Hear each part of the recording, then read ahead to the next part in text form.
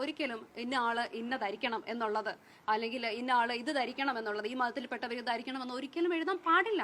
അതുകൊണ്ട് സത്യം എന്താണ് മണവാട്ടി, ഒരിക്കലും ഒരാൾ ഇന്ന ആള് ഇന്നത് ധരിക്കണമെന്ന് എഴുതാൻ നിങ്ങളോട് പറഞ്ഞിട്ടില്ല.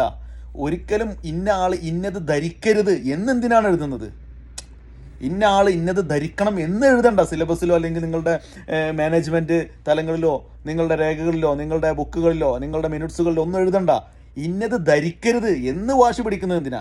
നിങ്ങൾ ഈ ഡയലോഗ് അടിക്കുമ്പോൾ, നിങ്ങൾ ഈ വാർത്താ മാധ്യമങ്ങൾക്ക് മുമ്പിൽ സംസാരിക്കുമ്പോൾ നിങ്ങളുടെ കൂട്ടത്തിൽ തട്ടമണിഞ്ഞ കർത്താവിൻ്റെ മണവാട്ടിയുണ്ട്, കുറി തൊട്ട ഹിന്ദു ടീച്ചറുണ്ട്. അവിടെ ടീച്ചേഴ്സിന് ഹിന്ദുവും മുസ്ലിമും ക്രിസ്ത്യാനിയുമാകാം, പഠിക്കാൻ വരുന്നവർക്കാകാൻ പാടില്ല എന്നാണോ? അതേ മുസ്ലിമിന് പാടില്ല എന്നാണോ? എന്താണ് മനസ്സിലാവുന്നില്ല. പിന്നെ രണ്ടാമതായിട്ടുള്ള കാര്യം, ഓരോ മതത്തിലുമുള്ള ഓരോ വിശ്വാസികൾക്കും അവരുടേതായ വിശ്വാസപരമായിട്ടുള്ള വസ്ത്രം ധരിക്കാനുള്ള സ്വാതന്ത്ര്യം ഇന്ത്യ രാജ്യത്തുണ്ട്. അതിനുള്ള സ്വാതന്ത്ര്യം നമുക്കുണ്ട്. ആ ഒരു സ്വാതന്ത്ര്യത്തെയാണ് ഇവിടെ ഹനിക്കപ്പെടുന്നത്.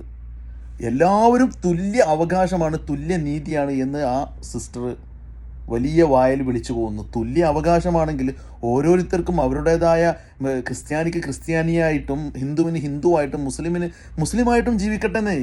അങ്ങനെ അവർ വരട്ടെ. സ്കൂളിൽ വരുന്നവർ ഹിന്ദു കുട്ടികൾ ഹിന്ദുവായിട്ട് വരട്ടെ, മുസ്ലിം കുട്ടികൾ മുസ്ലിമായിട്ട് വരട്ടെ, ക്രിസ്ത്യാനിയായിട്ട് വരട്ടെ, മതമില്ലാത്തവൻ മതമില്ലാതെ വരട്ടെ, എല്ലാം പോട്ട്.